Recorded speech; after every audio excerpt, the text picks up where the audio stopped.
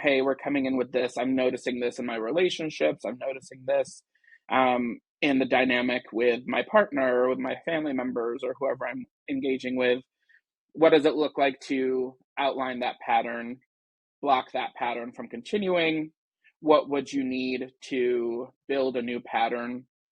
And how are you going to make sure that that pattern sticks? You're not going to want to miss this hilarious and honest episode with Alan Michael Lewis talking about our family upbringing, relationship with food and diet culture, and the cultural norms around that. Alan also has a huge impact on the next generation of marriage and family therapists as the director of internships at Council for Relationships. Alan, I'm so excited for you to be on our episode today. Thank you so much for making the time to join us. Of course, I'm excited and excited to have this conversation. Awesome.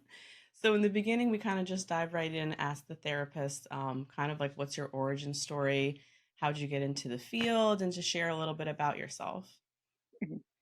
Well, for me, 1776, a nation was found. I'm just kidding. I won't go back to the complete origin, but um, so I think that for me, a lot of my origin as a therapist came out of just coming from a very diverse and different dynamic kind of family. I've always been curious about backgrounds and upbringings and like where people started off. And I just kind of thought it was like, oh, this is interesting. And then I realized that, in family therapy, that's literally what you do. You kind of like piece together this puzzle of where people are coming from, what they're coming with, how they learned how to navigate through the world. And I think that when I found out about family therapy, I was like, oh, this feels good. This is something that I really want to get into. I remember taking my first family therapy course in undergrad, and I was like, wow, this is really interesting. I love it. And other people were like, this isn't for me. And I'm like, are you crazy? This is sensational. How dare you? So, and then from there, just going into really thinking about, well, what do I want to do for grad school? Where do I want to go? What do I want to focus on? And it was always, this idea of like relationship therapy, family therapy. And so in grad school, still something that I was really passionate about. After grad school, still wanting that to be a focus of my career. Um, and I think I can safely say, without any type of chagrin, that I am a system snob. I very much am. I love hearing about people's pasts. I don't like to get stuck with my clients in their past, but really thinking about how their past informs the here and now and will inform the future. But I think that it all comes down to just the fact that I'm like really interested and curious about like, where did you come from and how did it inform the here and now? Um, yeah. So, and I also am a very big nerd when it comes to like genealogy and family research. So it just feels natural. I love that. Maybe that's why we get along is I love the systems work too. And I remember Mhm. being in graduate school learning about it and like walking around my parents' house, like diagnosing Yeah. everybody Oh one yeah. by one, like, Hmm. oh, this is why Hmm. you're like this. This is why Hmm. I'm like that. Um, Another thing that I do that I think is really niche is I like to read only fiction. Nonfiction, I'm not really a fan.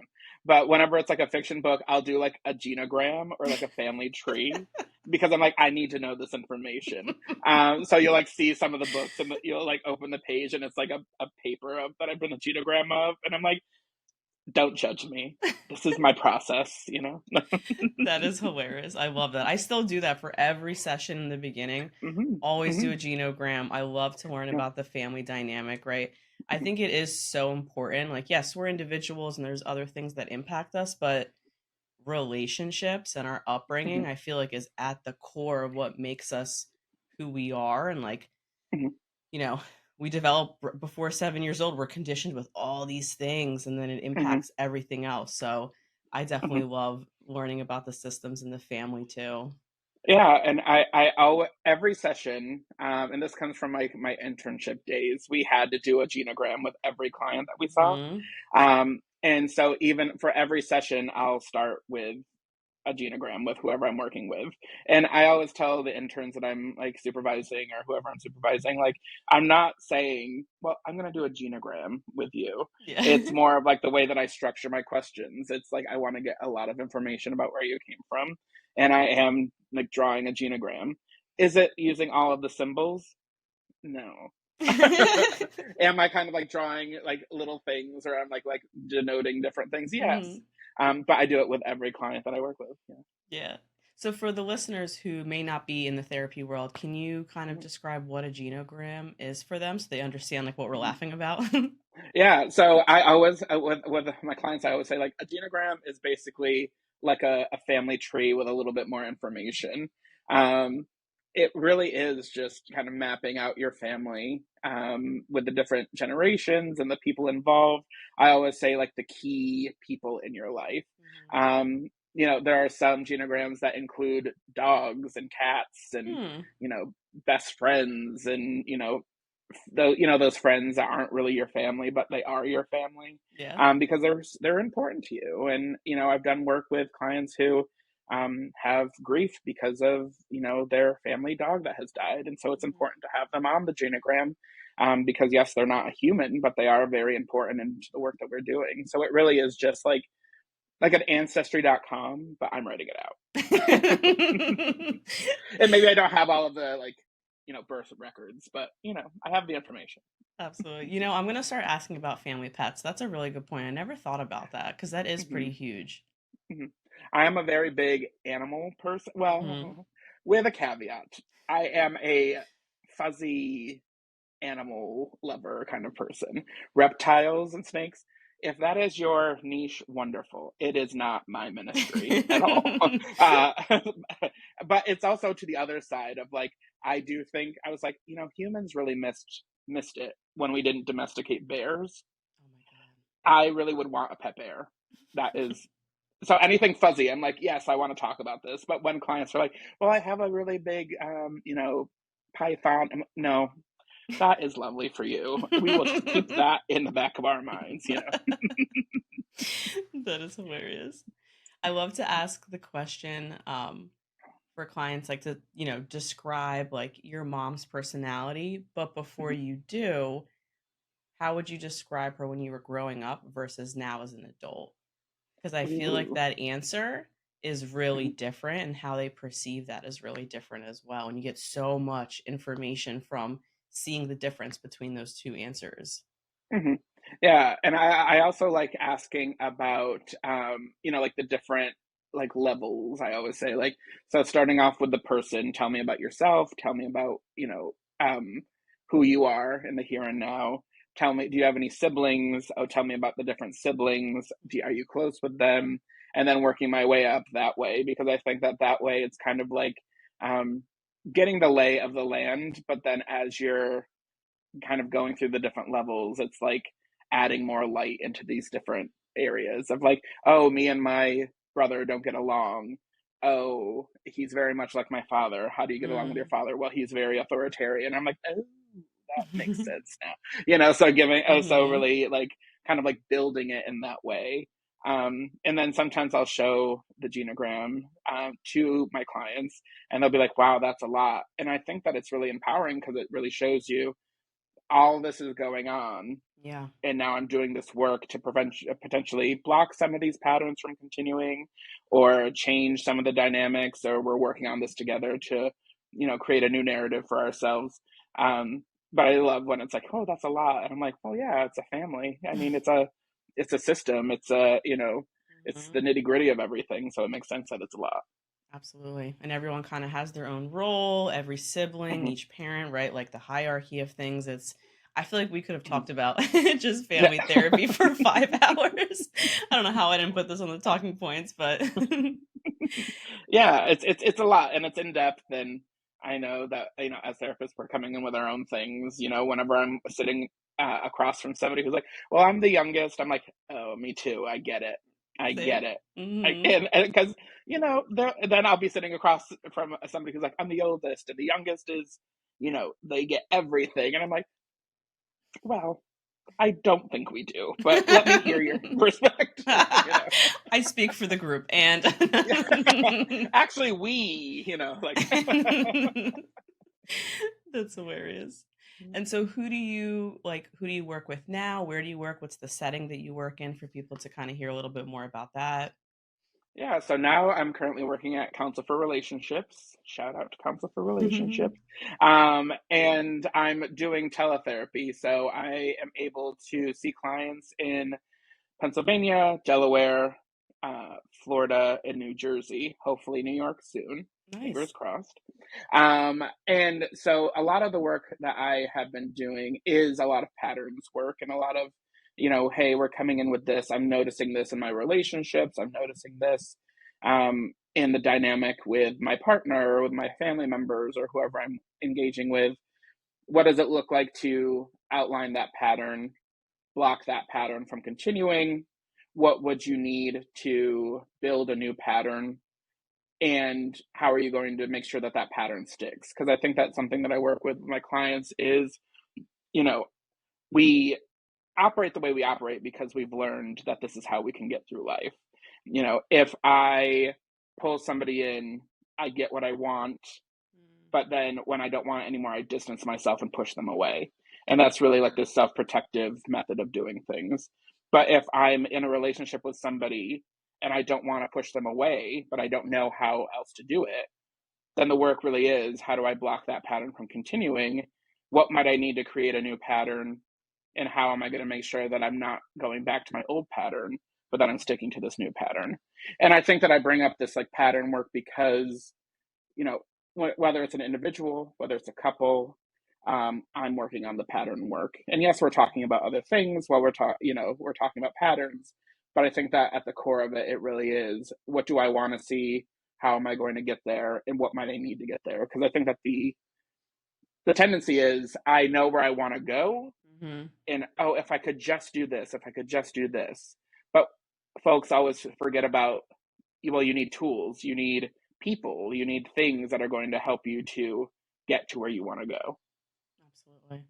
And I think, especially since you really dive into systems and families, is also recognizing where this pattern came from, why it served a function before, Hmm. and why it's not anymore. I think that Hmm. sometimes there's a gap between that because we think like we just keep doing this thing. Why do I keep doing this? I know it's bad for me. I know it's pushing people Hmm. away, or I'm being too needy, or whatever it is. And we're not always aware or have the insight of, well, it's not necessarily a bad thing. It wasn't always a Hmm. bad thing or unhealthy. I needed it to survive or to get through the relationships while I was younger with family Hmm. members or siblings to get what I needed. And now I'm out of that environment and it's no longer functioning the way I need it to. So like now I need to Hmm. revamp the way I operate in relationships. Hmm. And I think that a lot of the clients that I work with, they come in with a lot of shame or blame about the way that they interact. Mm-hmm. Like, oh, I'm just unlovable. Nobody can love me. I'm just this. I'm just that. I can't believe that I acted this way. I ruined all of my relationships. And I think that a lot of the work that we do is the difference between blame and accountability. Like this idea of blame, it really is just, it keeps you stuck. There's nowhere for you to go. You're just holding this immense pressure. You're holding all of this emotional weight, and you can't go anywhere. For accountability, I think that there is a path forward. There's this idea of, I'm recognizing my role, Mm-hmm. I'm recognizing what I've done, I'm recognizing the patterns that I've played, and it's informing how I'm going to move forward. If I push people away, I can take accountability that I've hurt people. Mm-hmm. And also, what does that mean for me moving forward? How do I no longer hurt people? How do I do the work of not pushing them away because I know that it's caused harm? So I think that a lot of our work is this idea of like, well, how do I get to this point of accountability rather than blame? Because I don't want to be stuck anymore. Yeah.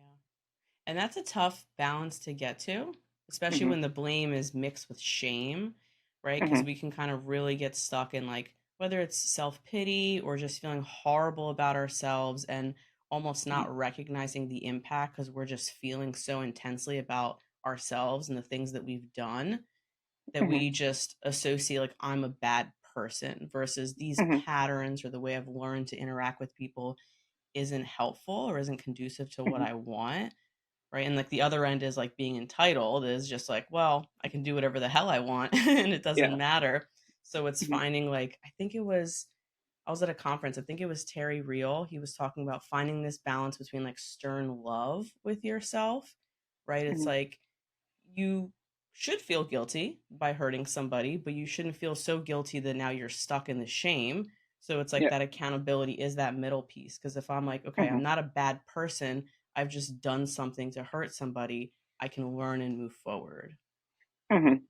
Yeah, and I think that it's even harder too when you have that shame, and also when you're doing, like work with your partner, and maybe they're not ready Mm, necessarily to kind of like, because I think that it can be like if I don't stay in blame, then you get scot free, you get off scot mm, free, or like we don't have to ever bring it up, or my feelings aren't being validated.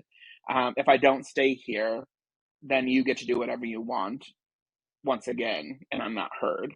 And so I think that in working with partners, especially, really taking into the room of, you can take accountability and still hold the emotion of the other person. You don't need blame to, validate your feelings.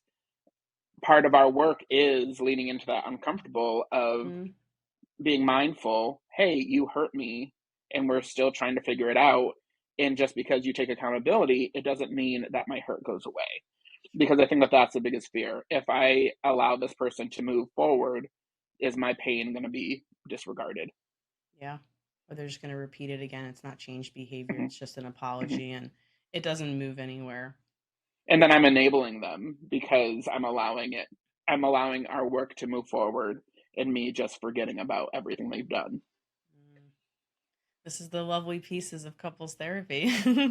Yeah, and I think that I've also seen it like in, couples and families, because even like with working with parents, this idea of when I've worked with individuals, how can understand where they're coming from, but and if I give them, if if I forget what they've done to me, I'm letting them off the hook. Mm, I can see that my grandparents weren't great parents. I can see that my parents experienced abuse or neglect, or they were not equipped to be parents. If I take that into consideration, am I then just letting them off scot free? No, my feelings hurt. My pain hurts. So a lot of the work that I even see with individuals is, what does it look like to know that there might not be a similar accountability for your parents, but you can take accountability for what this means for you and how it informs you moving forward with them. So it's a lot of hard work. It's a lot of heavy yeah, lifting. And so I always tell my clients, I'm like, make sure to be kind to yourself. You're doing a lot of deep work and heavy work, but it's worthwhile work. absolutely. And it's tough with families. I think it's a little bit different than a romantic partner because Hmm. there's this different expectation or there's a different level of loyalty or commitment kind of in that way, Hmm. especially if you're coming from like a very family oriented background or culture where it's like, Hmm. well, our parents may be a particular way or they aren't the best or they're not as emotionally available or intelligent as I would prefer or may have needed, but I don't want to cut them out of my life. And Hmm. they don't understand or get a lot of these things that they're doing to me. So it can feel like one-sided work of like, okay, I'm going to need to Hmm. empathize, understand them, and they may not always be able to meet me where I need them to be, Hmm. and it's okay. Sometimes it's Hmm. okay, sometimes it's not, right? But it's like a decision for the individual to make like I'm just going to accept that this is the level of closeness I can maintain with my family in order to still Hmm. protect myself and not cut them off. And I think that it comes down to what we're bringing into the room as therapists too, because there are therapists that would be like, "Oh, your parent doesn't treat you well, cut them off," and they're not taking into consideration the culture, the Yeah. background, even the idea of like, if I cut off my parents, I'm also cutting off any type of contact to my community, Mm, or I'm cutting off any type of contact to my siblings, um, and I think that that could be detrimental to the client. yeah. I also think bringing in what you might be experiencing as a therapist, because for you as a therapist, maybe you cut off your parents And so it's like, oh, it's the best decision I made. So why not give it to my clients? When in reality, it's like, it might not be the best and it might not turn out the same way. Um, so I think that it's a really tricky part as a therapist too, of like, what am I bringing into the room? Because maybe I'm not done with all of the work. I certainly am not done with all of my family of origin work. Hmm. Um, but what am I bringing in, and how is that influencing what we're talking about? Yeah. And I see that a lot in terms of like just being an immigrant as well and like coming Mhm, from that family oriented background is rarely are am I going to recommend cutting off a family member mhm, because it's like you said, it's so detrimental in so many different ways, and relationships are really complicated and complex, and it's not mhm, always black and white, and having that cultural context and also knowing that what is kind of the norm within a culture is not going to be the norm and socially acceptable in, let's say, America, right? Or, mhm, any a different particular culture. So it's also kind of not putting our counter transference on somebody else because, well, my family or how I was raised, that would be really wrong or really emotionally abusive. So like that's horrible. You should not speak to mhm, them. Like, mhm, well, that could be how a mhm. whole culture operates. Yeah. So we can't shut Yeah, off everybody. yeah, and as you were talking, I thought about like times where in therapy folks will talk about self-care, Mm. because I think self-care is another one of those things that really is like blinded. It can be blinded by a therapist. It's like, well, you know what I think you should do? I think you should just schedule a massage and just go to this local spa. Here are some referrals, and I'm like, spa? Massage? Listen, coming from where I came from, I'm not going to a spa. I'm not getting a massage. Nobody's touching me. Like, and also, who has money for that? So I think it's another thing where it's like sometimes as therapists, you have to be mindful of being in touch with where your client is and where they're coming Mhm. from. Because some of the things you're suggesting, it's like, no, that's never going to fly. What are you doing? You know? Yeah. Yeah. And self care just irks my life anyway, because I think it's become this sense of like you have to do something grand and big. Mhm. So, but that once again, that could be another 5 hour conversation.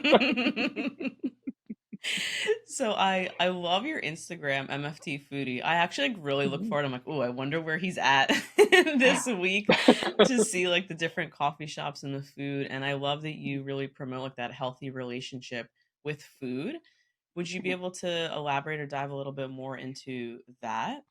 Mhm. It is a journey, and I think that it's a journey that a lot of folks have, where they have this, especially if you've grown up in any type of American culture, you have this really weird relationship with food.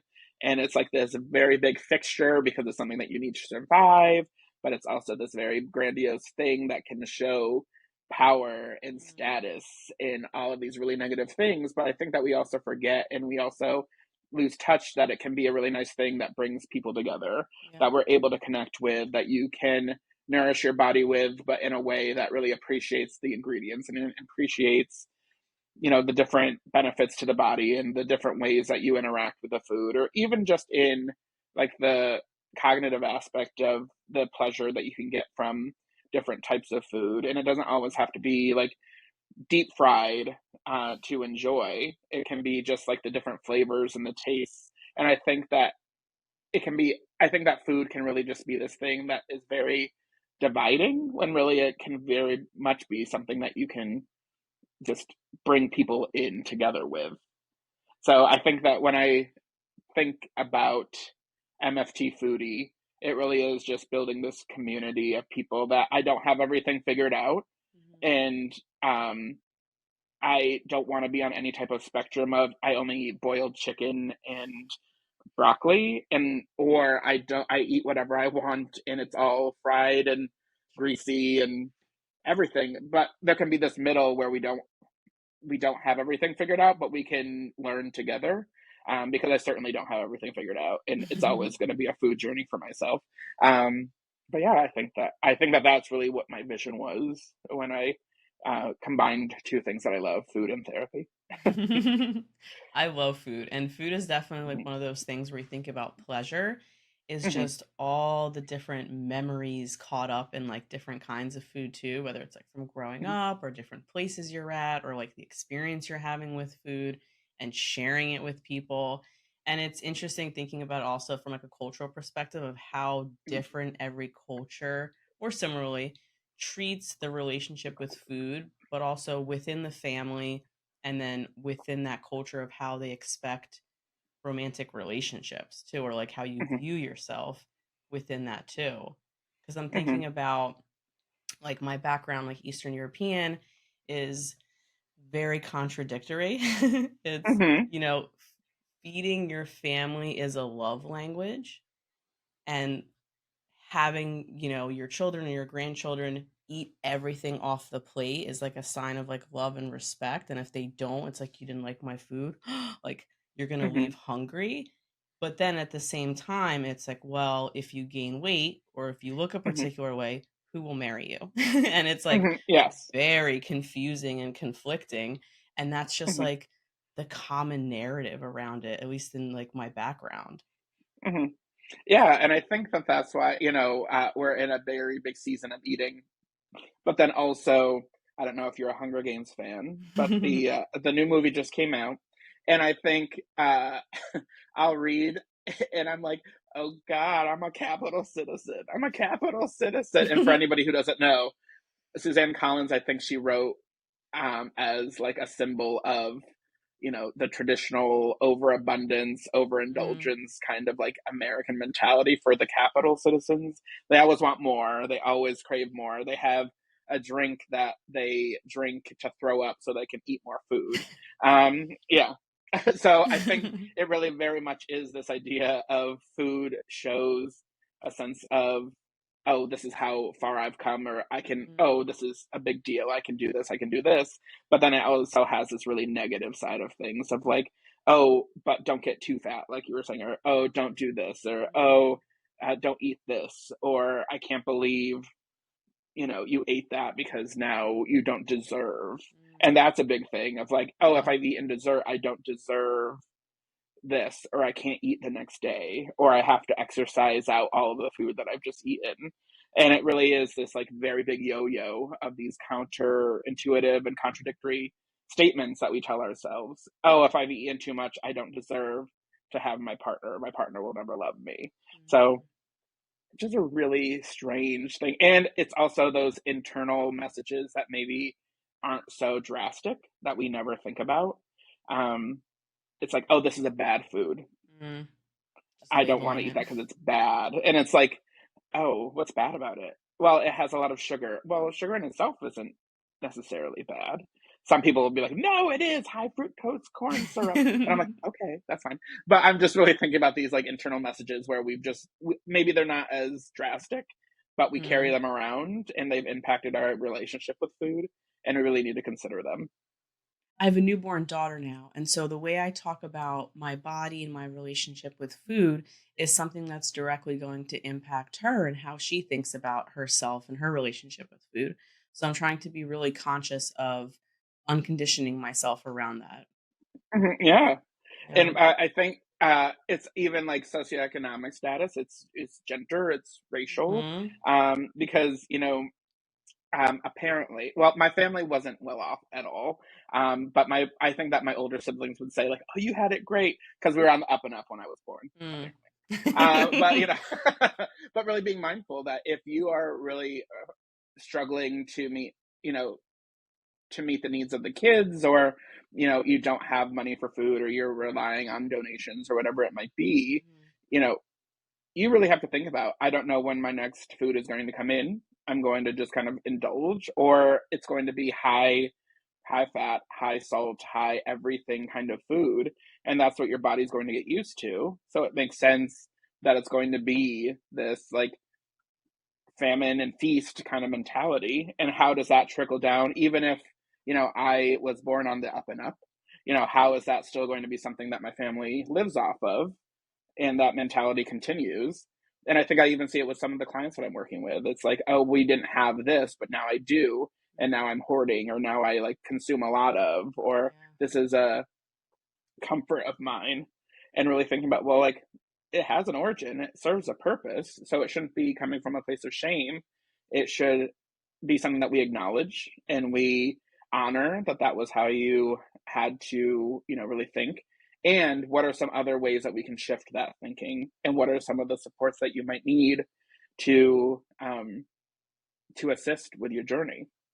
Yeah, absolutely. And it's such a good point to think about that, like ancestrally, like throughout, Hmm. whether it's like your parents or your grandparents or your great grandparents, right? Because that is passed down, like that intergenerational trauma or beliefs or Hmm. narratives. Because I'm thinking about like, I came from former Soviet Union, and my parents and grandparents and great grandparents and, several Hmm. before that was in communism where like there was a lot of food insecurity, and like Hmm. our diets were made up of meat, potatoes, bread, and fat. Hmm. Yeah. Right? And like I love that. But it's, thinking about like, yeah, that makes sense why they ate that is to feel full because otherwise they Hmm. didn't have enough food or it would go bad because there weren't preservatives in it. And like that being Hmm. passed down, I think is really important for people to also to recognize. So I think that's such a great point to think about. Like it's not just you right now or even Hmm. your parents. It's like how long ago did this kind of really instill this message of the type of food you needed to survive?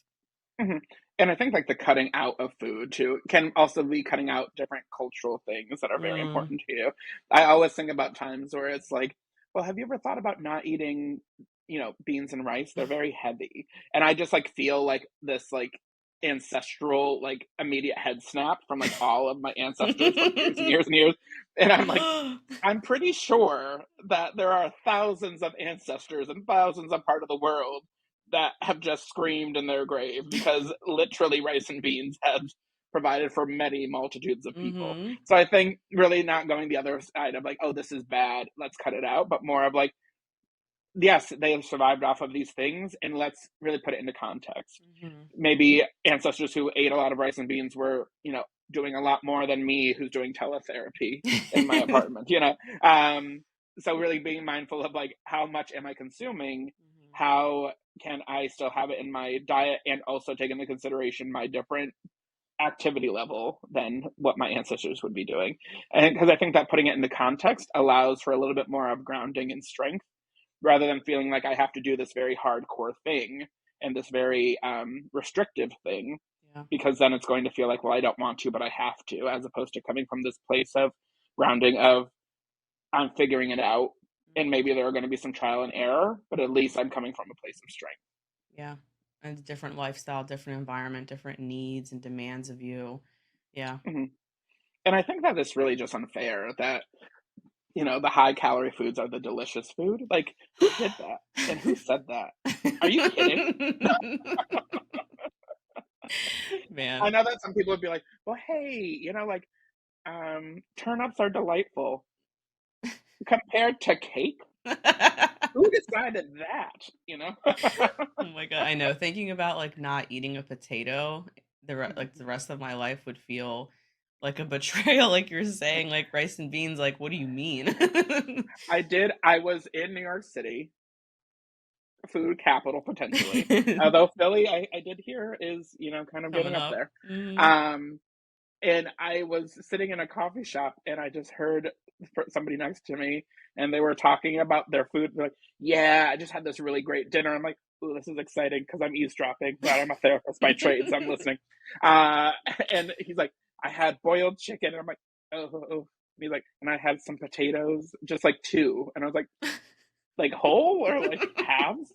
And then he's like, and then I had some steamed broccoli, and I cut it up into half, and then I saved the other half for tomorrow, and I feel good, and now I'm about to go to the gym, and I was like, oh, in New York City, I don't know if I would have that restraint. God bless you, sir, because listen, I'm gonna eat, Hmm. and that is my cross to bear. But really, like, did they have to make it like? Why couldn't if you bite into a pear, it was like cheesecake, delightful, I will say some fruit definitely hits the spot.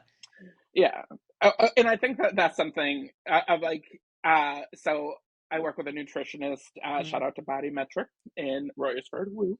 But they were talking about how there are certain foods that you're going to just be craving and you're going to Mhm. be like, yes, this is what I want.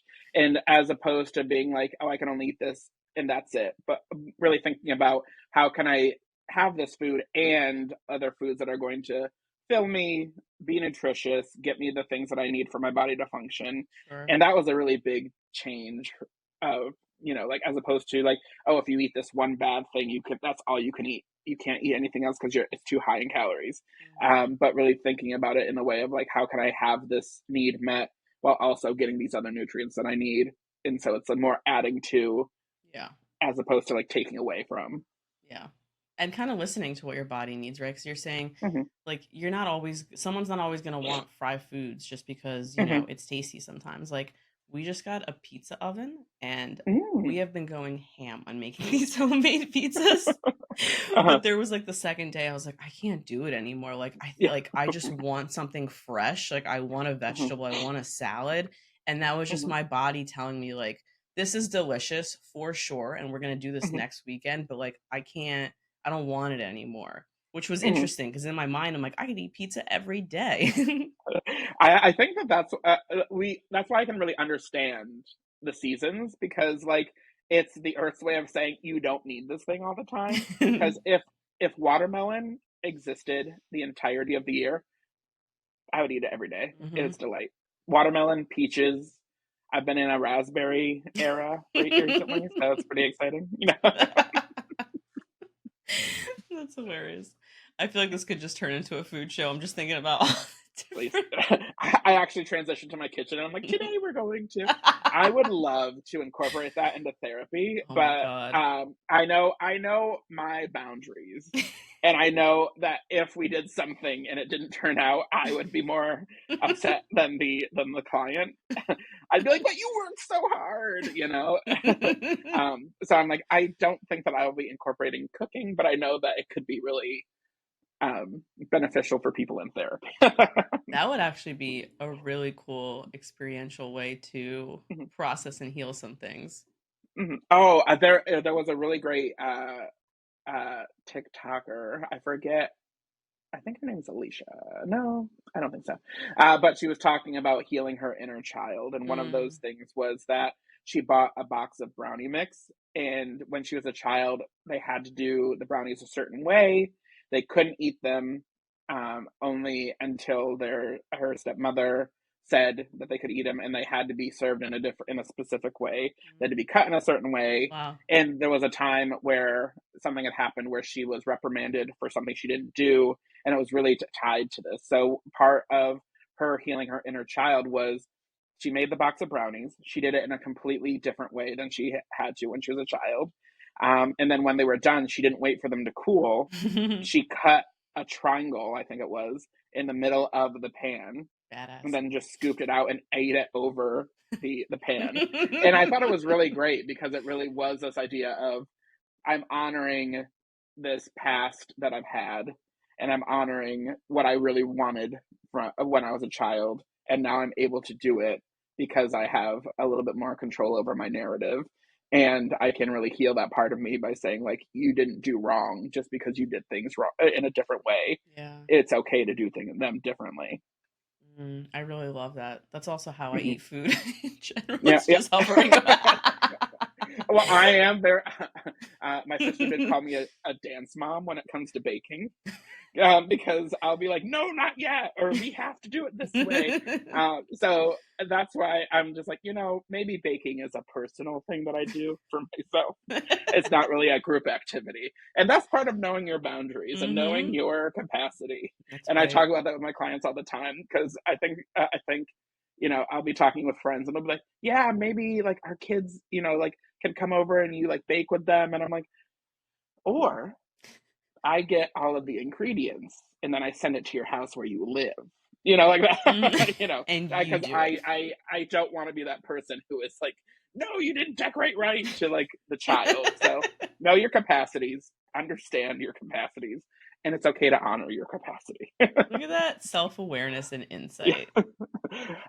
It came, like there were a couple of times where I was cooking or baking with somebody, and I'm like, I have to breathe through. I have to breathe through it because I was about to lose the plot, you know? So, And then there goes Thanksgiving dinner. No. it's Christmas for me. I'm like, Mm. Christmas has to be this way. Um, but yeah, we'll all get there. We'll get there, you know? That's so funny. I did want to touch on, so I know that you work at Council for Relationships and you're the director of internships. Mhm. Can you share a little bit about that experience? Because you have all of these budding marriage and family therapists about to go into the field. So you get to Yeah. mold the minds of all of these new therapists coming out. Yeah, so CFR currently has 75 Wow. interns. Yeah, it is a laugh riot. But I think that it's great because we literally see folks, some of our interns have never seen clients before Mm. in any type of context. Some of them have seen them in other like group therapies or other settings. So it's really cool to see somebody who's just starting out and see them go through the different feelings of being a first time therapist and then getting a little bit more comfortable and then getting to the end of their program and then launching into the field and having their first clients wherever they're working. So I think it's really cool to be able to see like literally from the beginning their Yeah. growth happening. And I also supervise in the program, so it's really cool to be able to be part of people's initial steps as clinicians. Um, it can come with a lot of trials and tribulations, but Sure. overall, it really is this awesome time to really just be able to see people blossom. And I always say, I was like, if when I use a when, I don't say if. When you have the career that you want and you've written your book or you've written whatever you would like to do, just remember in that little acknowledgement section, poor Alan, you know, and it might Shout be this out. positive. Yeah, it might be this positive. You really taught me everything. It also might be that negative for Alan because I thrived in spite of you, or something like that. Because there is part of this director role where it is like you have to do this, you have to do this, you show that you do this, you have to, Mhm. kind of being the heavy. Yeah. So whether it's in spite of or because of, the shout out is appreciated. There's no You bad know, press, Ellen. there is not. That's awesome though. And so during those classes that you have with them, is it helping them find an internship or they're interning at council and then you're kind of doing Yeah. that supervision class with them to talk through everything that they're going through? Yeah, so they're interning at the council. So we take students from Thomas Jefferson University, and then we have partnerships with University of Pennsylvania, Temple University, Bryn Mhm. Mawr College, Oh wow. Westchester University, all of these different places that we're really trying to build connections with. And so they'll come here, they'll do their clinical placement with us. I supervise with the master's level students. So we'll meet either for 2 hours, depending on if I'm meeting with two people, or 1 hour if I'm meeting with one. Mm. And it really is to watch over their caseload, watch their case videos, talk about what's going on clinically. Because I think that the thing is that a lot of the folks that are in our internship, they have this innate ability to meet clients where they are, talk Mhm. about what they're experiencing.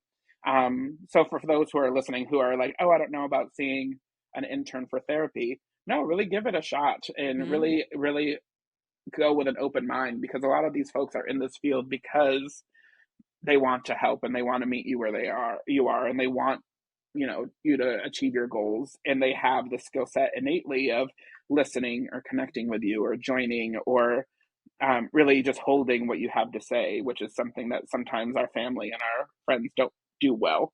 um, so they really are coming in with these skills that we're now just teaching. Hey, here's a technique, here are some um, you know theories to apply to what you already are doing. Mhm. That's how you do a therapy session. So I think that it is really amazing being able to invest in these skills that people are coming in with and allow them to flourish in this new way of, oh, now I'm able to use my skills, but I'm also attaching theory, I'm also attaching clinical practices to it, Mhm. and helping people in the meantime. Yeah. And they really do care. I mean, Hmm. obviously we still care as therapists, but I think like when Hmm. you really start, you just like the amount of care you have and compassion and empathy, and like you just want to do so well that Hmm. sometimes we go above and beyond, right? And you have to like Hmm. reel it in a little bit. Hmm. But it is true. I mean, for people listening, if you have the opportunity to see an intern, like I don't think it's necessarily a negative experience just because they're not as experienced in the field. They actually care so much and want to Hmm. see you do well and grow and heal. So I think it's a Hmm. great experience. I think it's awesome that council provides that too. Hmm.